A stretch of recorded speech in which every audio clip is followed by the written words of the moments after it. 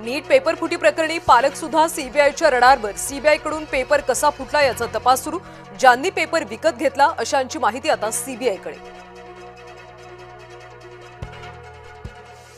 नीट paper फुटी प्रकरणी राहुल गांधींचा संताप. केंद्रीय शिक्षण मंत्री धर्मेंद्र प्रधानांना बडतर्फ करण्याची मागणी.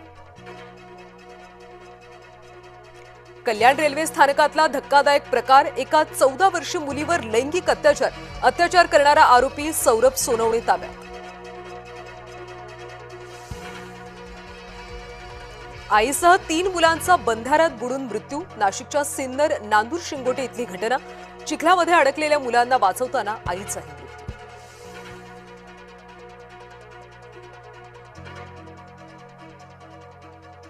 ज्येष्ठ अभिनेत्री उषा चव्हाण यांनी शासकीय पुरस्कार केले परत. पुरस्कार ठाण्यातल्या आनंदाश्रमामध्ये केले परत. निकाल बाजूने लागून सुद्धा न्याय मिळत नसल्याची तक्रार. छत्रपती संभाजीनगरमध्ये सीएनजी पुन्हा महाग. सीएनजीच्या दरात महिन्याभरात दुसऱ्यांदा वाढ.